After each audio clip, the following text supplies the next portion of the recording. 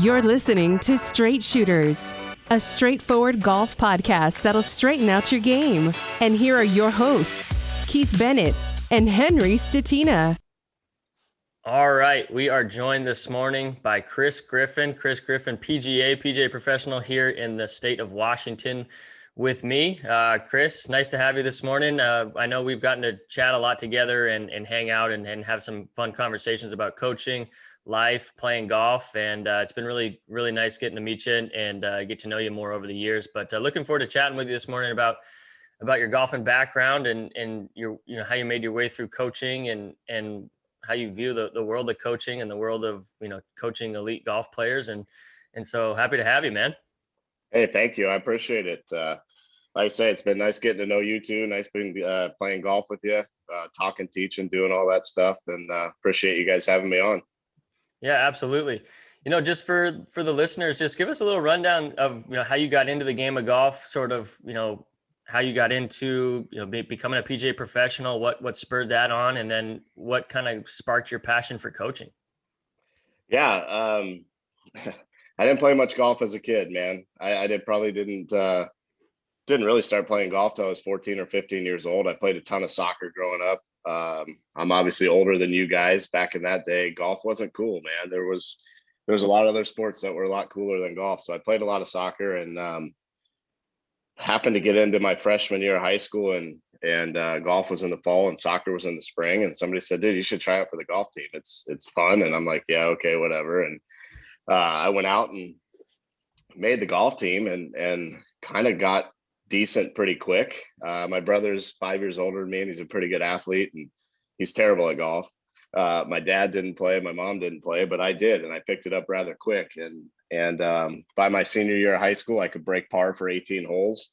I'd kind of get it going and I'd shoot one under par. But I mean, so college was never on the radar for me too much for golf. I didn't get recruited, but I played a year of golf at a community college. I got really good, really quick. And it was like, wow, maybe I can do something. And I was working at Tacoma Country Club at that time. And Rich Friend was a mentor of mine. He was the head professional there. And he's like, dude, you should think about golf. It's a great career. And like you, Keith, I started my career at a golf club and thought that was the avenue I wanted to go down and be a head professional, be all that stuff. And then I figured out teaching, I figured out coaching, and I was like, wow, this is a cool avenue in the golf world or the golf industry.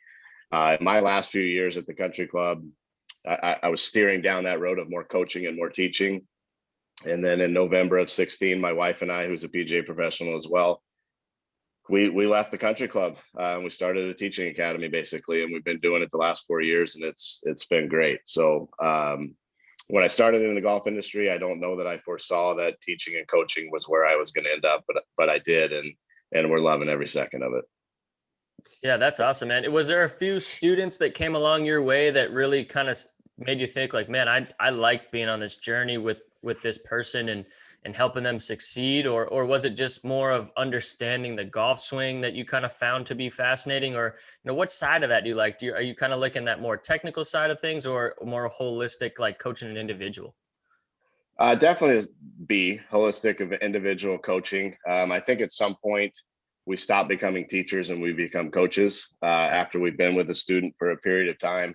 But I specifically remember some kids at the country club that, one, they had talent, and two, you could help talent. And I saw some progression in these kids really quick, and it just kind of opened my eyes to say, wow, maybe I do see some proper things or some correct things in the golf swing that I can help people with.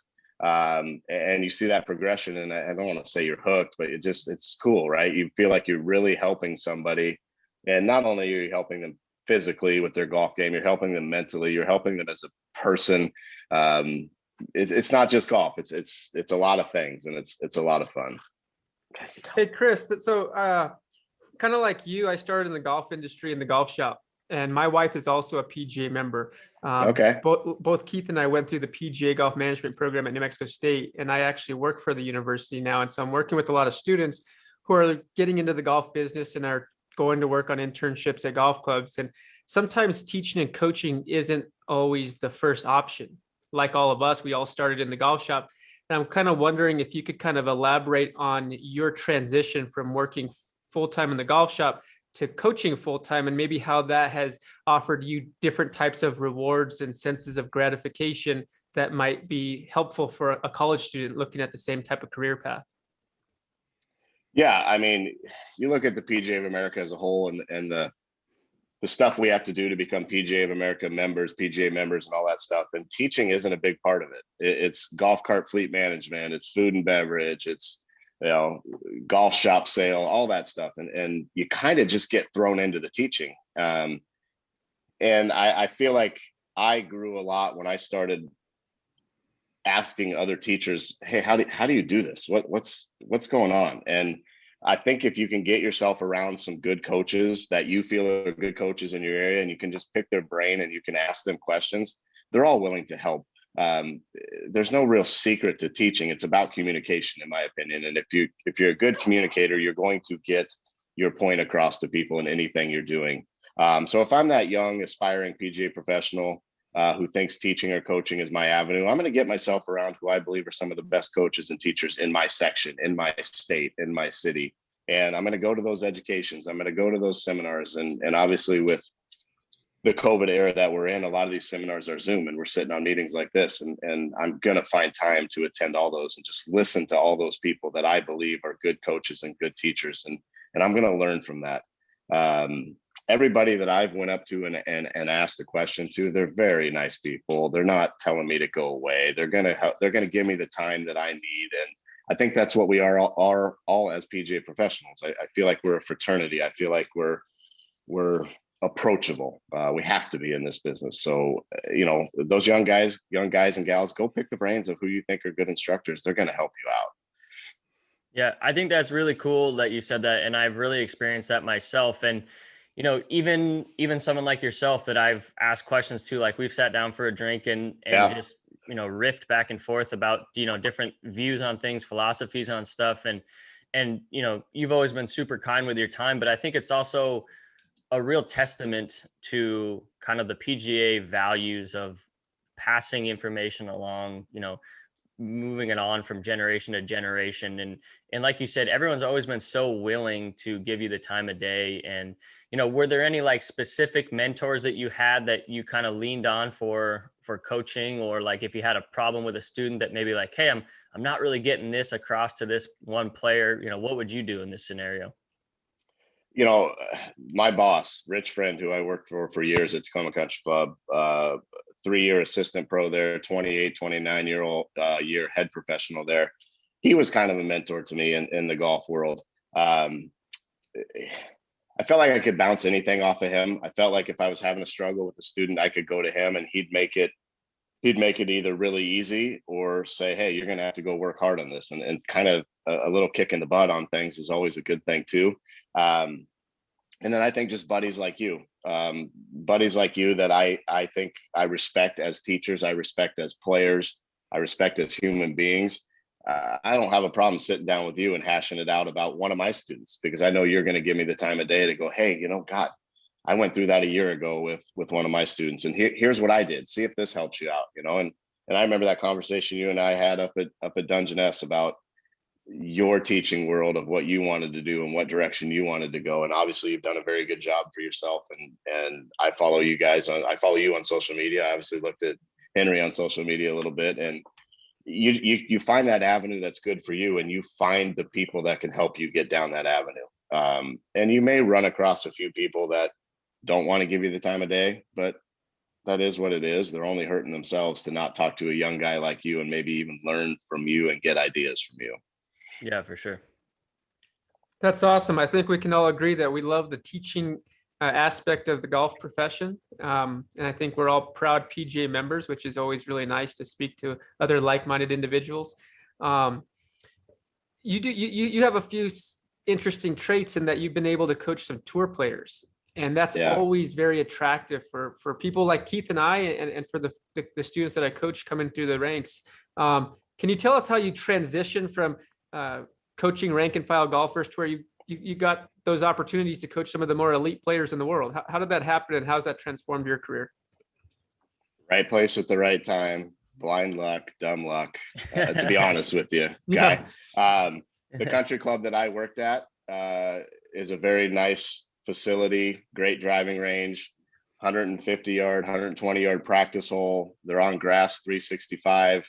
Conditions of the golf course are great. And we had tour members. We had a bunch of Northwest tour members, Andre Gonzalez, Kyle Stanley, both of the Putnam brothers, Troy Kelly, a few Canadian tour guys, Derek Barron. I think, Keith, you were on that program when you were trying to play a little bit. So you know how good Tacoma was from a day in, day out basis. Oh, it's these guys. Yeah, these guys believe that practicing there gets them ready for the PGA Tour or what is now the Korn Ferry Tour conditions that they play in every week. So my golf career started at Tacoma about 99 or 2000. I worked my way through the PGA program, and then I took 2009 and 2010 off, and I went to play full time. I had some money behind me. I had some members help me out.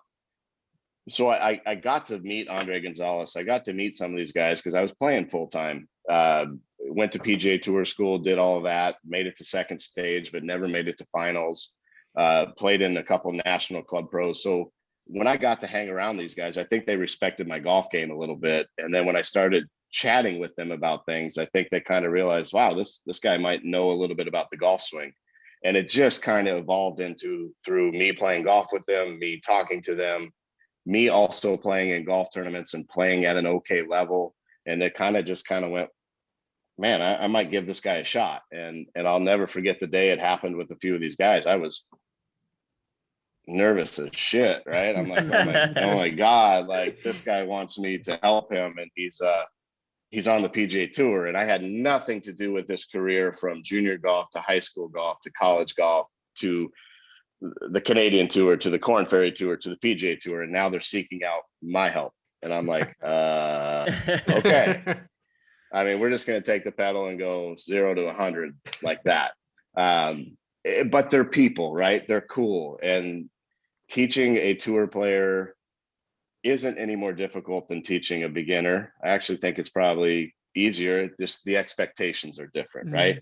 And that's a tough pill to swallow when I've got a day of lessons lined up and I'm with an absolute beginner at 10 in the morning and and then I meet these guys at the country club at 2 and I'm with the 30th ranked player in the world in the afternoon, and you got to shift gears. Like it's a crazy concept, right? But first of all, they're people. They're great guys.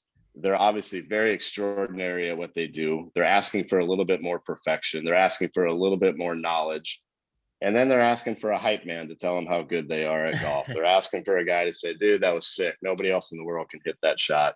And if you can give them one little nugget of confidence, man, watch them go. They could miss 6 cuts in a row and you give them a little bit of confidence and they finish third the next week, or they're on the top of the leaderboard come Sunday. So you're dealing with elite athletes. You're dealing with the 1% of people, but they're still human beings at the end of the day. And yeah, it's a little sketchy standing there knowing you're teaching one of the best players in the world. But if you know what you're talking about and you can confidently get that across, it's no different than teaching anybody else.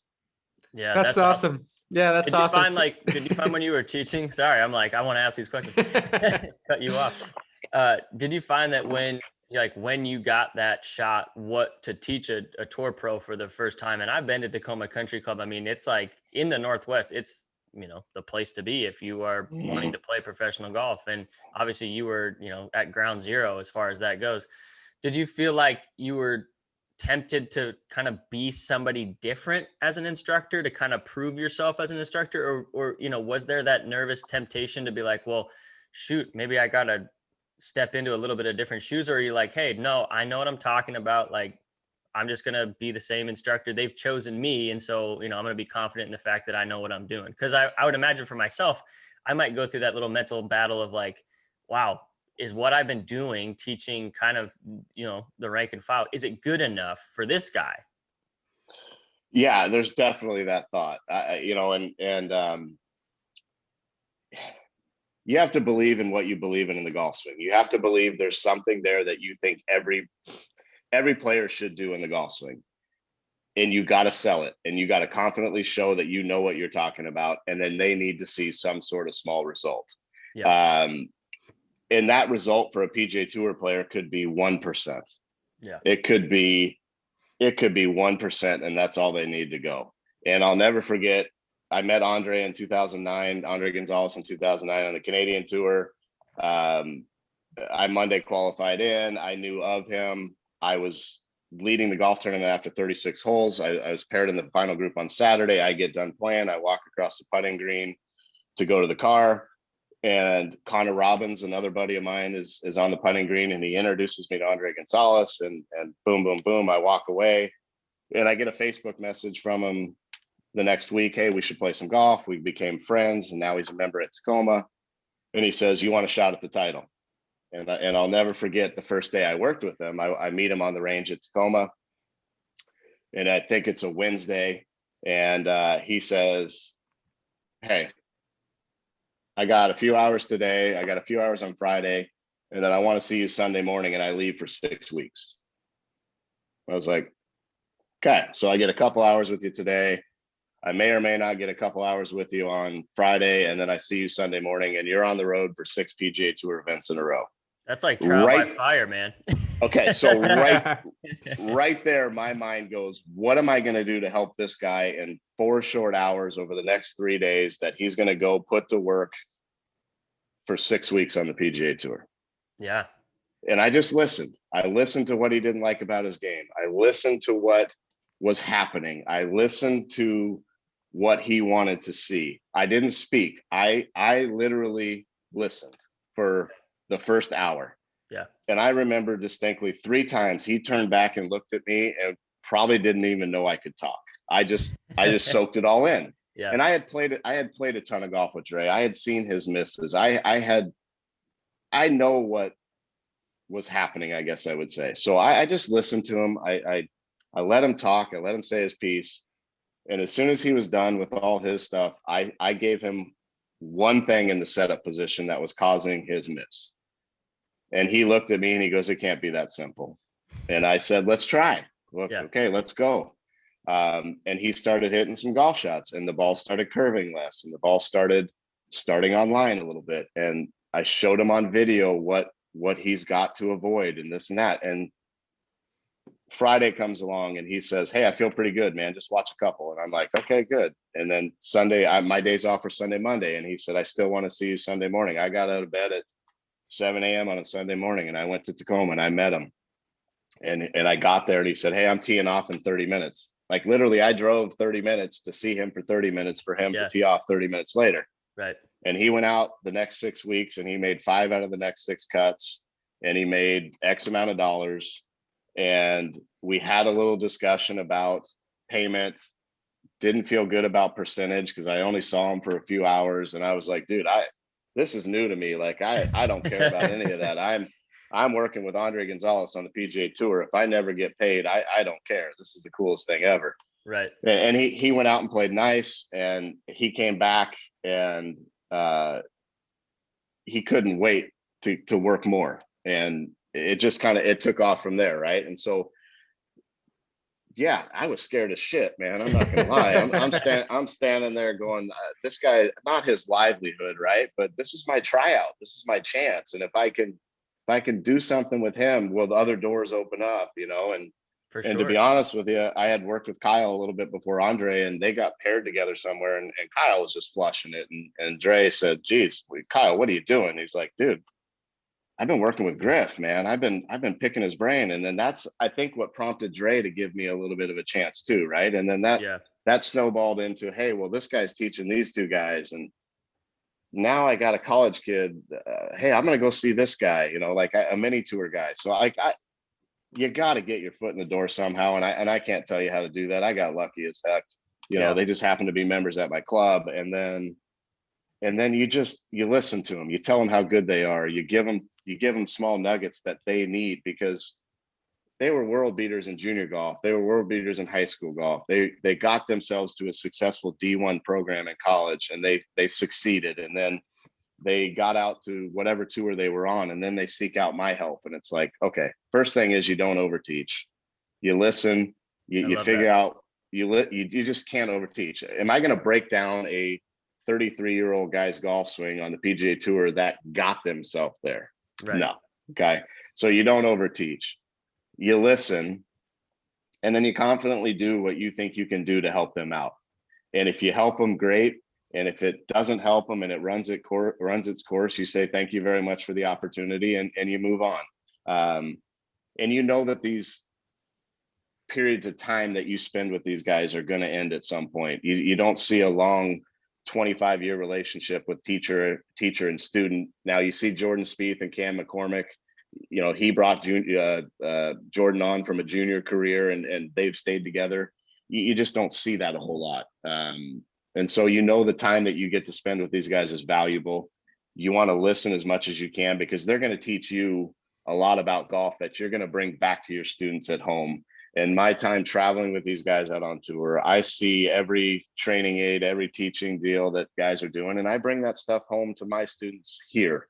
And I'm learning just as much as I feel like I'm teaching those guys. And that's the coolest part about what I do for a living. Right. I like that. So, yeah. That's Henry, awesome. What do you got, man? Yeah, that's awesome. I could fire away. The things that I took from that, which I thought were really valuable, were, you know, being a good golfer is helpful. It's not mandatory, but it's helpful for being a good coach, especially relating to high level players. Listening is key. You mentioned that several times, being able to truly listen and hear what the player has to say. My father-in-law is a coach also, and he told me when I first started that to be a good teacher, you need to be a good learner. You need to always be learning. And I think that you kind of mentioned that kind of mindset, which is very cool. Keeping it simple is helpful, even at the highest level. There's, we can over teach, but, keeping it simple is going to be the one little nugget that's going to help that player improve it and make everything fall into place and click. And then, success takes luck, regardless of whether you're playing or coaching. Luck is such a huge factor that we all, need to embrace. Now, it sounded like it happened so beautifully, written in a story, right? Yeah. It can't be so beautiful all the time. And whether it be you with players, you don't need to name any names or anything, or just hearing of other coaches and other relationships. What are some of the challenges that you have experienced, have heard about with coaching those types of players? I'm sure egos and the pressure and the results are so massive that there's got to be some serious challenges at that level. I mean, I appreciate you asking that, because I have a lot to say on that. I've seen the highest of highs with tour players, and I've seen the lowest of lows with tour players. And you can relate that same thing to your average weekend golfer at the country club, or at the golf course, wherever you're at. But it's hard, man, because when they're struggling, you're struggling. You're in the trenches with them, and you're doing your best job just to keep them positive and tell them how close they are. And then you get in a situation where your player misses 3 cuts in a row by a shot, and you're just going, dude, you got to know it's close. Like, it's, and at that PGA Tour level, sometimes you see somebody run away and be 10 or 12 under through 2 rounds and the cuts won. And okay, I shot even. I mean, I'm 12 back of somebody. I'm getting my kicked in. But a lot of times there's some cuts, there's some leaderboards that are 8 under and the cuts at 3, so like you're right there, right? You're teetering on that edge. And I'll tell you, come the time for playoffs, come the pressure of making that top 125, keeping my job, keeping my card, it gets more tense and more tense and more tense on the range. And the locker room, it's a lot more tense. And a Friday afternoon in the third to last regular season event is a lonely place to be when guys are missing cuts and packing up their lockers and knowing, God, I got 2 more weeks to have a good finish and this and that. And at that point, like I say, you're in the trenches together, and you got to find a way to pick yourself up, to pick your player up. And that's hard to do when things aren't going quite as well as you want. You mentioned egos. These guys, there are guys out there with egos, but there's a lot of guys that are the coolest guys out there, and they just love playing golf and they're sick at it. Yeah. And they just know they're not going to go do anything else. So they have a great attitude, and they make millions of dollars playing golf, and they have success. And I think this week on the leaderboard in Puerto Rico is Rafa Campos, and he's missed 6 straight cuts, and he's leading the golf tournament. Somebody asked him the question of, how are you so positive? He goes, I just feel good. I just feel good, and it's like, it's funny that something like that can spark a player who needs that little bit of spark. And I don't think it's ever one shot. I don't think it's ever one round. I think it's I think it's preparation, and they're starting to see the ball do a little bit more of what they want to do, and the confidence just builds, and all of a sudden they feel good about their game. So it's stressful. I always had a saying that if any of my players miss 4 cuts in a row, I'm nervous about my job. I'm nervous about still being their coach. And I've been nervous about stupid things, and I've been positive about times that I'm the most nervous, and it all just plays out the way it plays out. And if your player's happy on the golf course and happy off the golf course, they're probably going to have some success. And then when it's time to speak, and when it's time to just shut up and listen. That's awesome. Yeah. I like Speaking pick yourself up first. That's really valuable.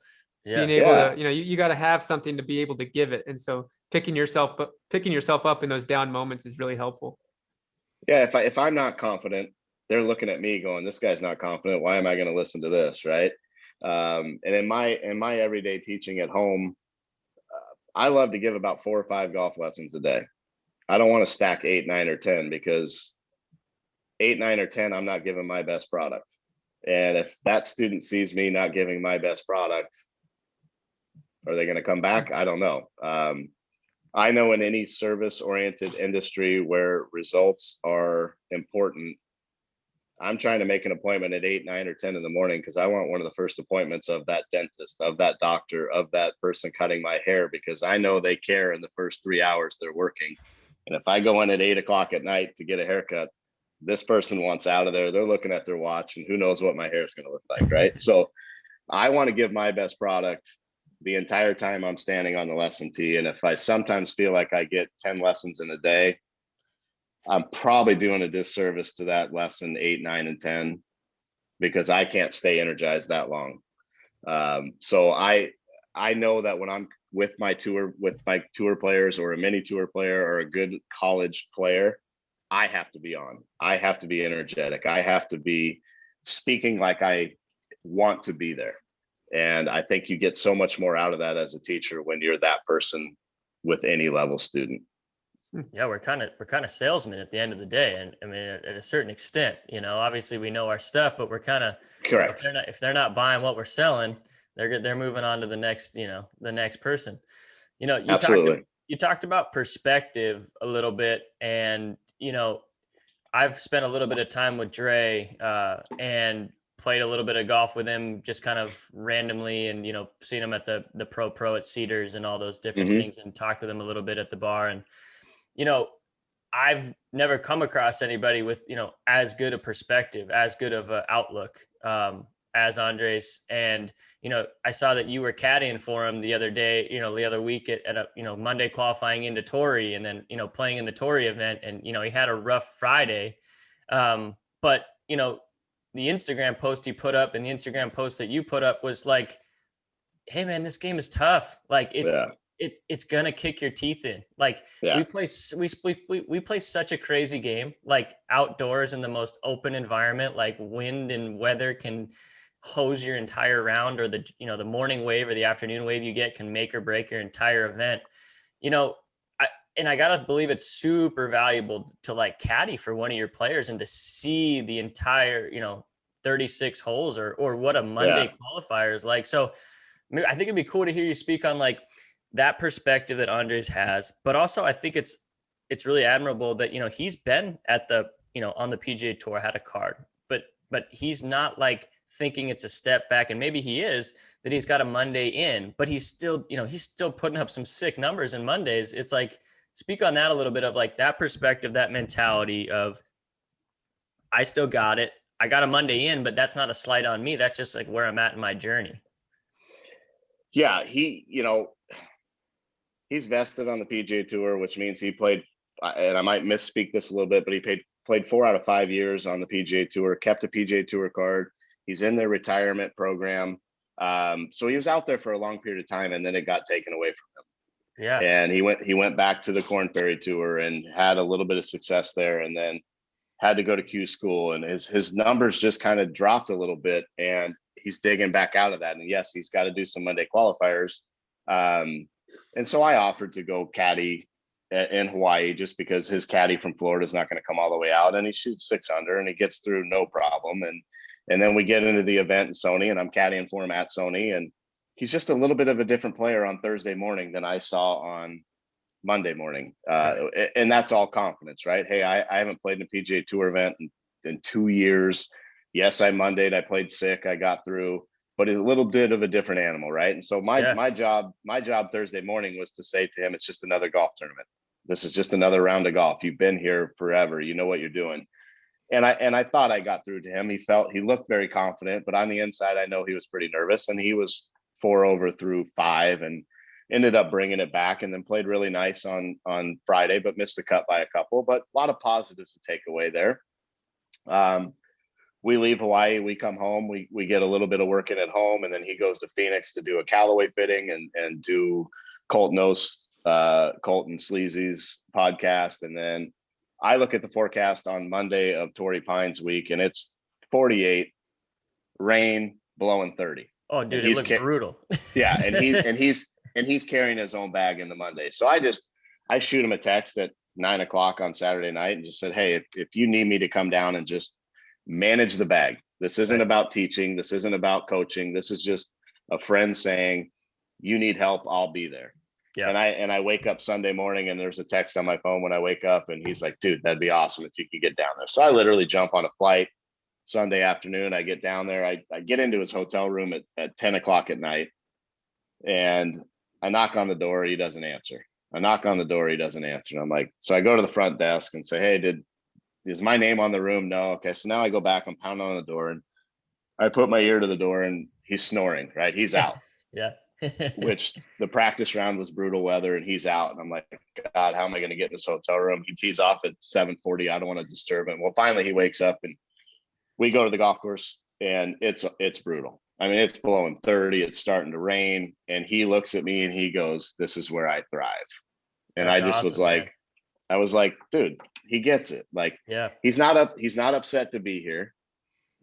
He just Mondayed in 2 weeks ago in Hawaii. He's confident, and he said, this is where I thrive. And he hit balls, and he played great. He bogeyed 2 par 5s and shot 3 under. And we sat around all afternoon and watched it the rain went away, but it blew 30, 35. And we knew they weren't going to finish. And we come back Tuesday morning, and only 8 guys showed back up out of 30 or something like that. So we knew he had a good chance of getting in, and he got through no problem.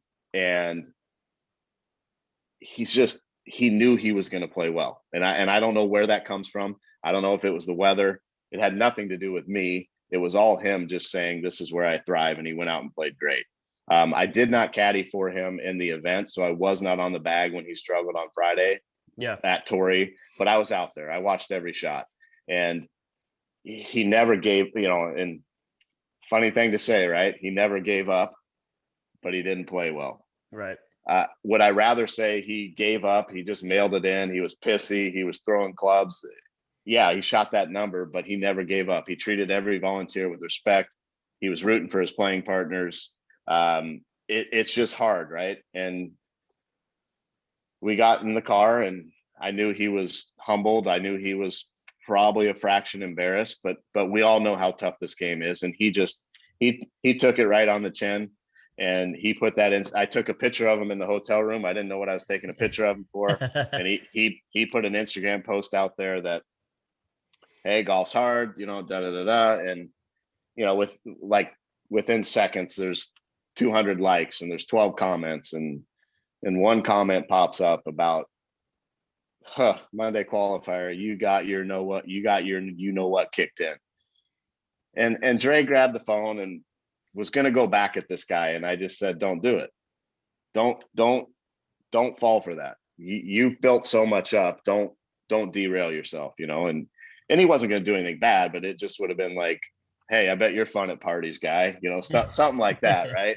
Yeah. But it's just, you don't want to take all that confidence that you built up and let social media ruin it for you. And that's what I know. A lot of players out at that tour level don't look at their social media very much, and some do. And it's hard to build confidence in this game. And it's amazing how somebody can take it away from you through a keyboard. So I know Dre didn't let that happen. The Corn Ferry played one event. He didn't get in, and now they're off for another month. They don't start till the middle of March. So he's just kind of hanging with the family and doing that stuff and knowing where he belongs. And I don't know. I expect good things out of him this year. I shouldn't say that. I feel good things coming for him this year in his golf world. So. Yeah, when I talked to him a couple of times, and I think I asked him a very specifically, like, hey, when you miss a cut or when you do X, Y, and Z, like, how do you bounce back? And he's like, you know what, man, it's like when I miss a cut, it's like I got an extra week to spend with my family. And I was like, Yeah. whoa, I was like, that's perspective, right? That's the perspective, and I think so much, I remember when I was trying to play golf for a little bit, and like the weight and the magnitude I placed on every single event, and every missed cut or every bad finish was like, one less opportunity that I was ever going to get. Or, you place so much importance on these events, and all you're doing is sabotaging your performance and putting yourself in such a bad mental state. And I think it's crazy. And because I've talked with a few, playing with Michael Putnam, playing with, playing with Andrew, playing with Troy, playing with those guys down in Tacoma, it's like, I've always just been so blown away by like how good their friggin' attitudes are. Mm-hmm. And I'm like, you guys are sick at this game. Like, and your expectations must be higher than mine for your play. But then when you're not playing well, it's not like this big, blow everything up, change the whole process and start over thing. It's like, no, man, let's, game's tough. There's going to be up and downs. And, how do you as a coach, obviously, have you ever dealt with players where it's like they're having a little bit of a rough 4 or 5 week period, and they feel like they maybe want to blow some things up in their golf swing, right? But maybe you're like, no, man, you're close. We don't want to derail that whole thing. Like, is there ever that back and forth managing of like, how do you keep them on the straight and narrow when you see things that are trending, but maybe they're so deflated that they can't see, like, the forest through the trees? I mean, is it really the golf swing? Is it really that's not getting them to score well? Is it really that? Is it just that one little missed putt that has nothing to do with the golf swing, or one short game shot that's pretty routine that you don't get up and down? So they're always gonna, well, I shouldn't say players are always gonna kind of think something's really wrong with their golf swing, but you got to break it down as to, did you miss the cut because of your full golf swing, or did you miss the cut because of putting and chipping and bunker play, or mental, or what? Why did we miss that cut, or why have we missed 3 or 4 cuts? So it's not necessarily always a breakdown of the golf swing. And I think if they ever got to that point, my face would go, I mean, we're in the middle of the season. We got no time to break this down. With the FedEx Cup and the wraparound season now, these guys don't get much downtime to make a swing change. So it's very rare that you're going to see a guy break something down. It's small tweaks, it's small changes to help, like I say, to help that ball curve a little less, or to see, hey, can I get that short game a little bit sharper to save that 1 or 2 shots that's going to help me make a cut over 2 days, or that half a shot a day that turns into 1 shot and I make the cut.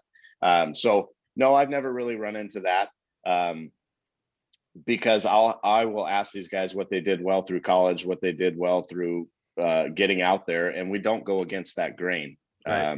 And I'm not going to let them go against that grain. And if they don't like to hear that from me, then they're going to go seek out help somewhere else. But I do think that they like that it doesn't need to be a major breakdown. It doesn't need to be a major overhaul. It's small little things that help them half a shot per round, if that.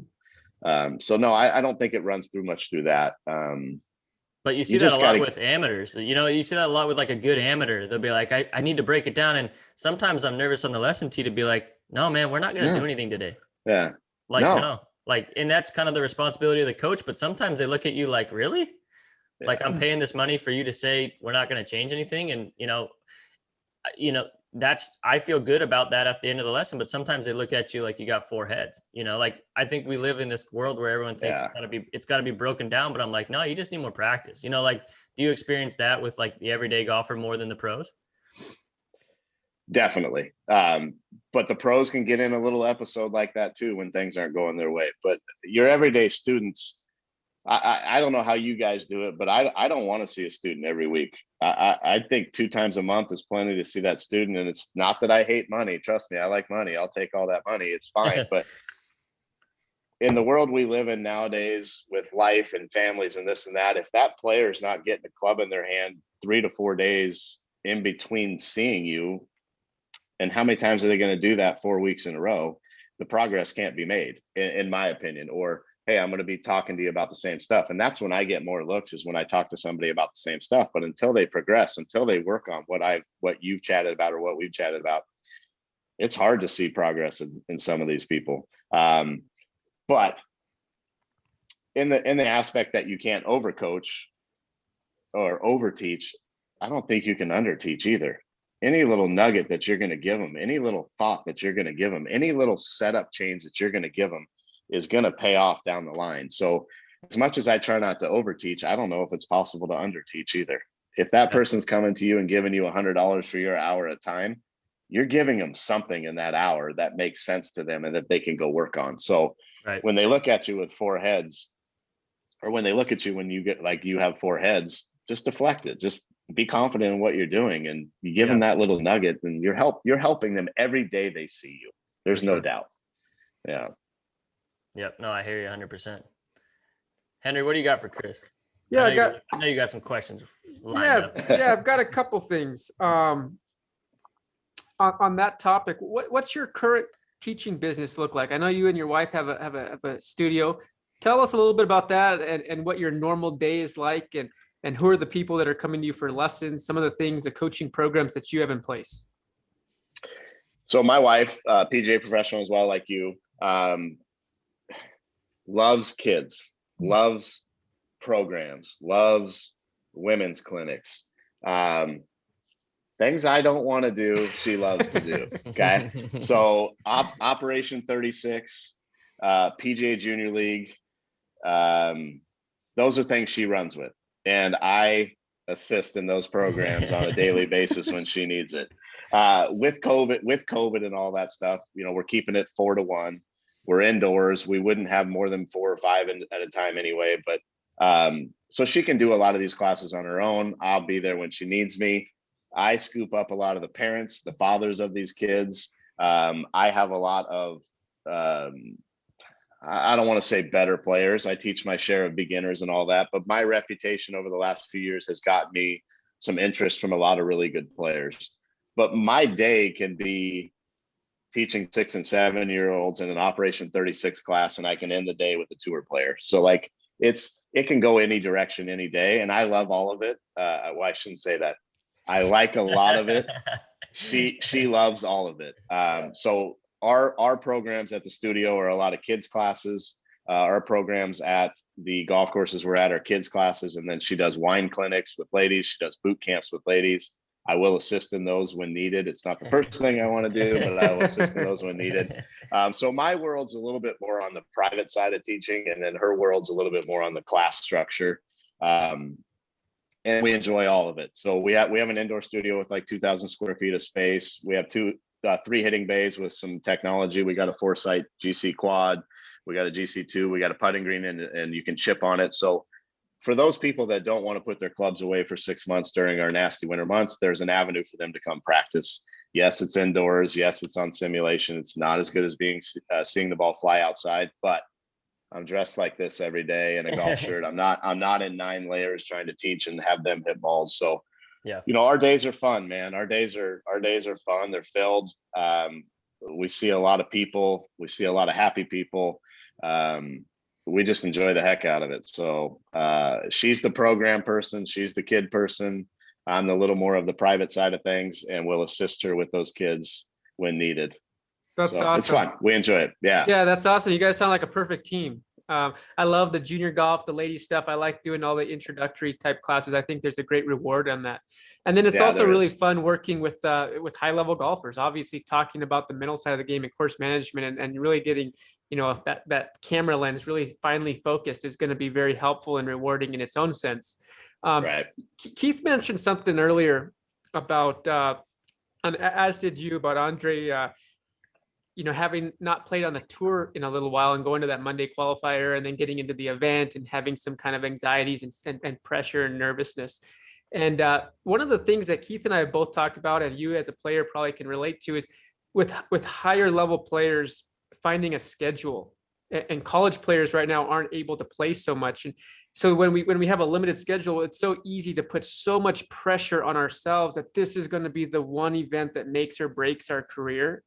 Right. How do you go about coaching players, maybe high level high school juniors or college players, mini tour players, trying to move up in the ranks and develop schedules and build the mentality of moving on to the PGA Tour? Yeah, it's a great question, right? Because as section or club pros, we play in one event a month, and we hype that up to the big event, and we may have success or we may not. PGA Tour players is playing a big tournament every week, and to what Keith was saying earlier of, hey, I could miss a couple cuts and go.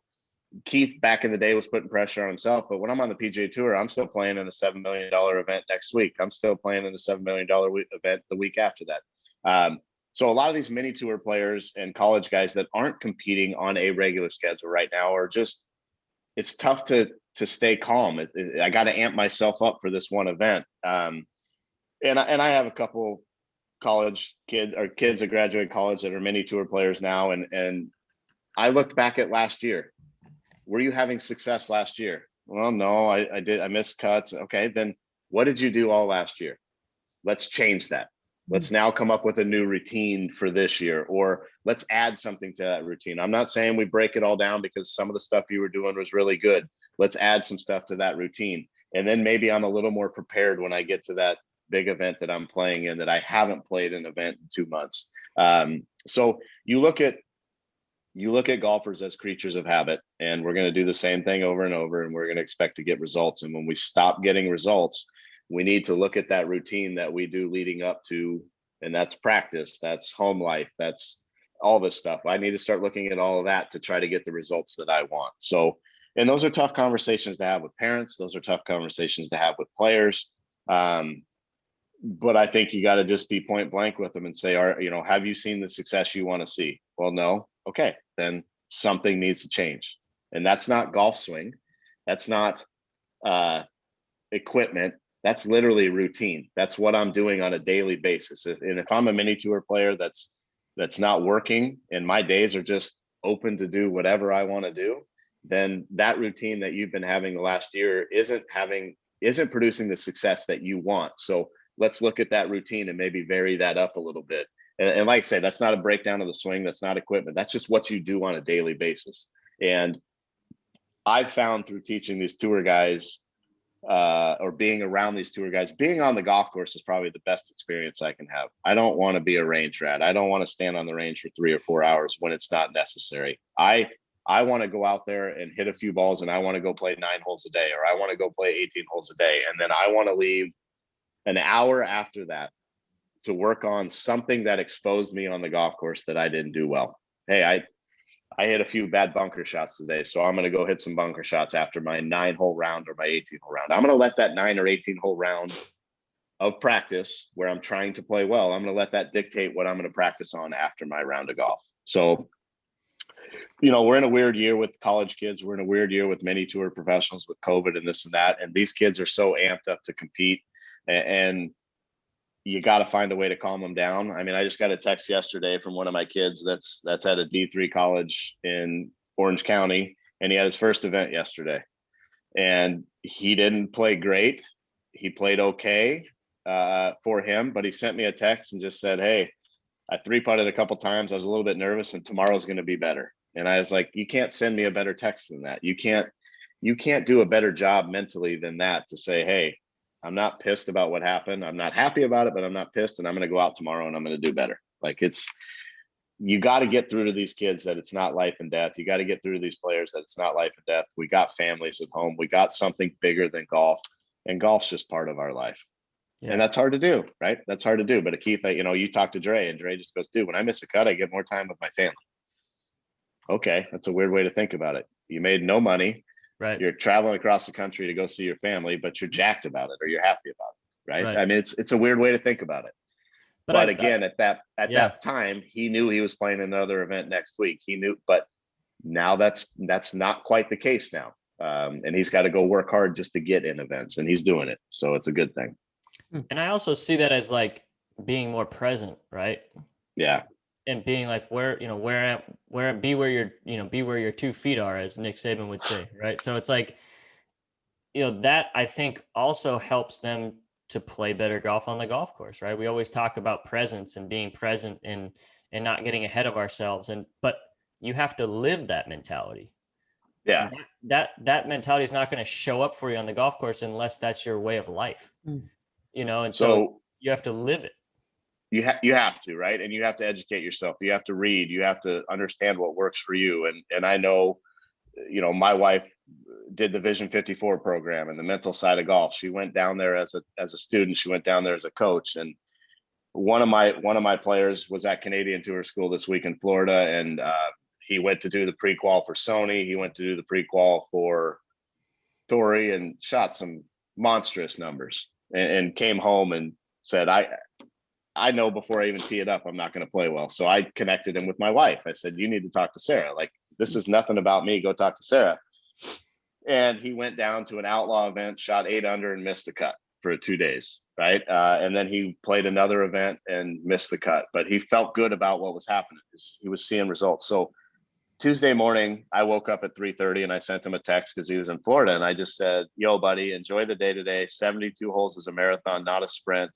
You're there because you want to be there. Time of your life right now. Be present and have fun.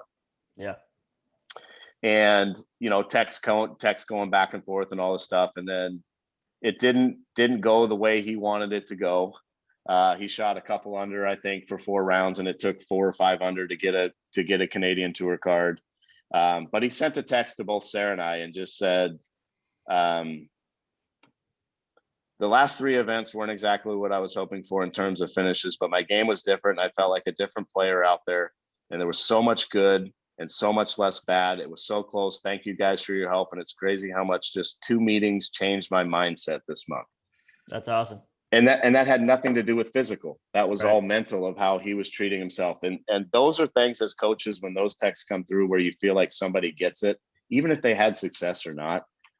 That's why we do this, right? And I know how many people you teach across the world, and I know how many text messages and emails and Instagram messages you get, and they're gratifying. They're keeping us doing what we're doing. And here's a couple of 45-year-olds getting through to a 24-year-old, and it's Right. just, it's pretty cool to see and hear that you can make change like that to somebody, or you can help somebody like that. And he's one of the ones that I had a little tough conversation with about his last year of mini tours. Hey, are you having success? No, I don't think so. Then let's change. Let's start working out. Let's start changing our routine that we do on a weekly basis. And those are, like I said, those are hard conversations, but somebody's got to have them with them. Yeah. Yeah. Right. It's interesting. A lot of what you've been talking about, and obviously, plenty about the golf swing, but all you've been talking about today is like dealing with people, coaching, communication. And, I think we live in this Instagram, YouTube world where we're seeing pictures of positions. We're seeing, he changed his position at P4, at P5, and it's like, you've mentioned none of that is equating to a lot of the success, or, I think it's easy, and we've built this idea to the average golfer that, hey, you change your swing, you change your whole life, right? But we know that that's not the case. Like, Adam Scott can still hit it off the planet. He doesn't do it that much, but he can still hit it off the planet. And it's, why do you think it's not as common to hear about these types of communications with players when it sounds like this is the most important stuff going on at a high level, coaching at a high level? You haven't mentioned golf swing once today, and all you've talked about is mentality, perspective, little nuggets of confidence. Like, why aren't we hearing that type of stuff, and why are we seeing so much golf swing? Well, twofold. We're talking more about elite level players, guys on tour, guys aspiring to get on tour. So, okay. But if I'm talking beginners, yeah, we got to talk a few positions in this and that. But, you mentioned Adam Scott. I'd pose the question, how does Louis Oosthuizen ever hit a bad golf shot with that move? Okay. Because his mind, because timing, because of confidence, because of things like that. But you purely put those 2 golf moves on video and they shouldn't ever miss a golf shot. Right. But elements, conditions, how I manage those elements, how I manage those conditions, how I manage wind, something's going on in my personal life at home and I come to the golf course. And so there is a lot of mental to this side of, or to this level of the game. And there's a ton of physical too, but I truly believe the mental side affects the physical side. Yep. And so when you can get through to students of thinking positive and paying attention and learning, then those bad shots aren't as bad. I'm not saying they magically curve back into play or something, but you don't put as much pressure on them, right? You don't put as much weight on them. And I'll often ask students of, hey, you had to hit a provisional. How good was your provisional? Well, it was good. Why? Because I didn't care. I wasn't thinking about it. I didn't care. Well, yeah, how much focus was on the first one that you blasted 40 yards out of bounds and you were so pissed you teed the second ball up and you just fired it right down the middle. How tough was that to do? Wasn't that tough to do, right? And as far as you talking about P1, P2, P3, P4, I don't even know if I can tell you those positions. And I shouldn't admit that, and it is what it is. But no, I love it.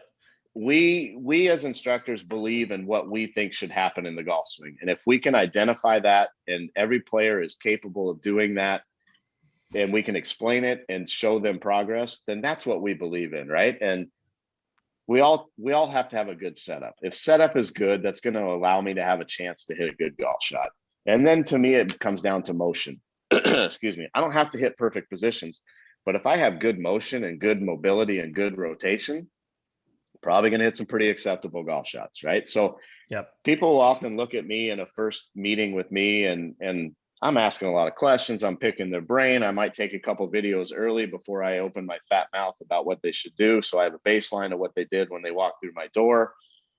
And the first 30 minutes, there ain't nothing going on. And then I just hit the gas pedal and we're working for 30 minutes. And they walk out of there going, dude, the first 30 minutes, I didn't think you were going to tell me anything. And the last 30 minutes, I learned more from you than I've ever learned in 30 lessons from anybody else. And a lot of that's listening. A lot of that's understanding what they want to do and not talking positions. It's, hey, I need to know what their body is capable of doing or what they're even thinking they should do. And then there are times you have to talk a few positions, but I talk more setup positions. I might talk a little bit about the first initial part of the takeaway and then impact.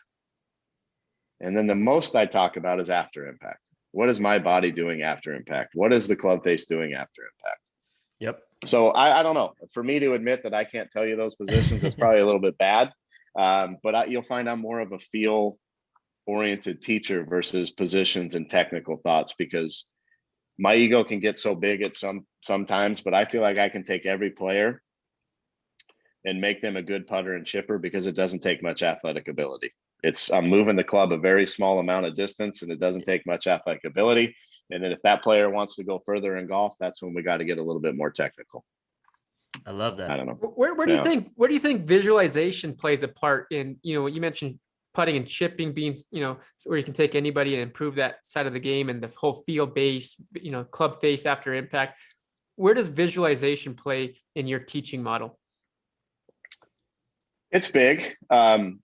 But all that visualization, all that stuff's gathered behind the golf ball.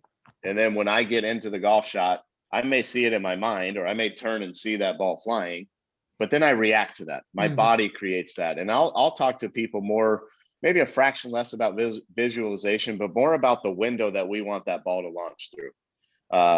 When we're standing there as a player and we turn our head, we see a window. We see where that ball should launch, let's say. And when it's not hitting that window, I got to figure out why. So I'll talk more about what it takes to hit that window with loft, delivering effective loft, path, that stuff, versus so much maybe just strict visualization. But I feel like every good player can stand behind the golf ball looking down the line and they see a ball flight, or they understand what they're looking for, and then they just get in and create it athletically, I guess I would say. They react and create it. But I don't know how much I've ever just strictly thought about visualization. That's kind of a tough question for me to answer there of exactly the role I think it plays, but it's a big part of it. Our eyes are a big part of golf, right? Yeah. I think you nailed it. I think, thinking trajectory and windows, I think of, in my mind that's visualizing it, right? You have an intended ball flight. Absolutely. Yeah. So, what you said a little bit ago about, maybe it's bad for me to admit that I don't know, the P1 through 6 positions, right? But I think what Henry and I were having a long talk about the other day is like, the student should really seek out the instructor, not the other way Right. around, right? And Right. so if they want all that, there's plenty of coaches who, preach You can that. find it, right? You can find it, right? So, but if you're like, hey, I don't really learn that way, then maybe Griff's my guy. And that's Right. and we were talking about, like, we don't need to coach every player on the planet. It's way more fun to coach the people who are like, hey man, I'm here to see you, and I'm about to soak up everything you've got to say, because I believe in what your message is. And then you have like some serious success because you're both on the same page. They see it the same way you see it. There's no like miscommunication. And I've had people reach out on, for online lessons, and they're asking me all these questions. And I point blank said like, hey, I'm not the coach for you. This guy's probably better for you, because we're never it's not gonna work. And I think it's that I've learned that, from just realizing, hey, I don't have to be, Blackburn. I don't have to be these other people who are a little bit more on the technical side. I can be Keith, and the people who want to get a lesson from Keith are going to find me. And I think that's I don't think it's bad that you admit that. I think it's actually knowing yourself as a coach, and then you get to actually work with the people who want that type of lesson. Right. And look, I mean, there are times I get technical, right? There are times I get super technical with somebody, but it's pretty rare. But again, I have the privilege of working with some better players, but I do get my share of beginners. But it's still, to me, that beginner needs to know the setup. That beginner needs to know motion before they even think about putting the club in positions. And I'll give them small ideas about, hey, it can't be out here. Hey, it can't be there. But you got to let them learn, right? Yeah. And if, you and I chatted about this up in Squim, about teaching at facilities where there's multiple teachers, and I teach somebody one week and I'm giving them all this good information, and then all of a sudden I see them with somebody else a month later, and why are they leaving me? What are they going over there for? Am I not giving enough technical? Am I over like what? And I remember you saying, I didn't like that. And I think you remember me saying to you, let it happen.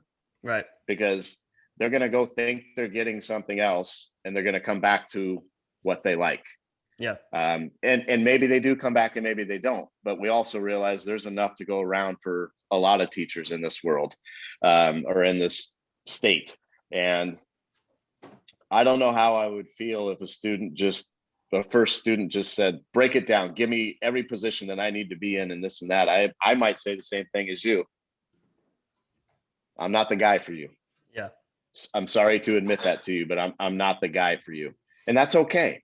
That's fine. But yeah, I mean,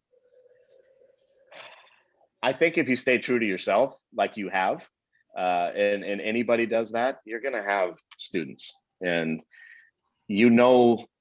that longevity of having that student will be as long as they want it, not as long as you want it. You can't force them to stay with you. And when they leave you, it's tough sometimes, but they'll circle back, right?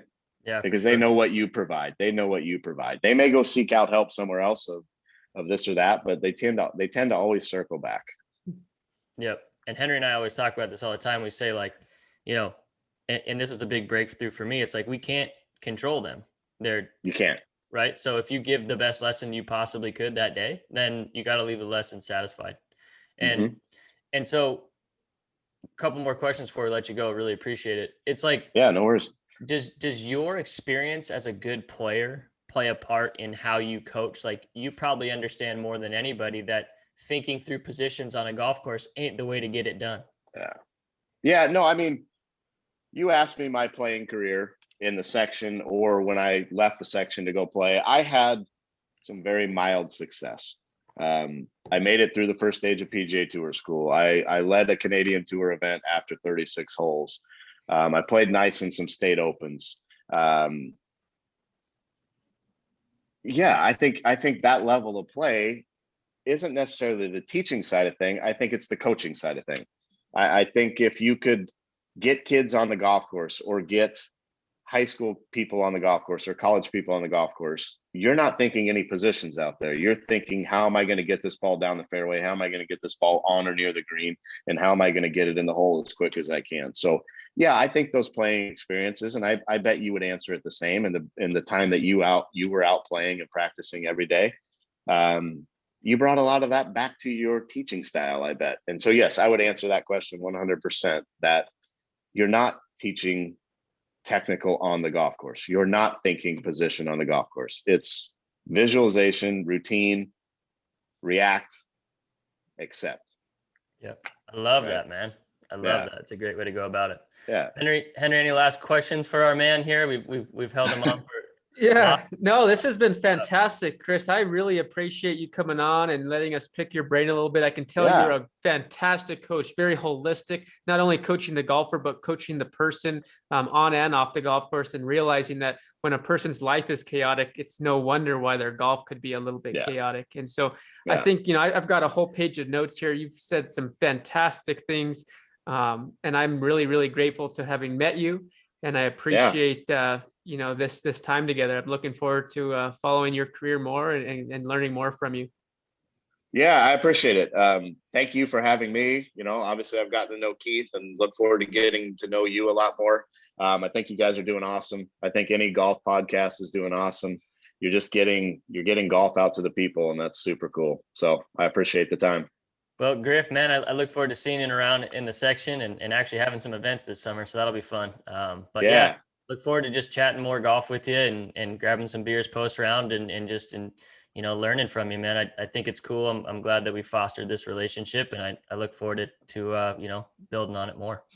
Yeah, cool. Turns out I like beers after rounds of golf. So you just let me know when you want to do that. So thanks for everything, guys. Appreciate it all, and we'll chat with you later. See you, Chris. Thanks. Thanks, Griff. All right. Take care, bud. Take care, guys. See ya. Bye.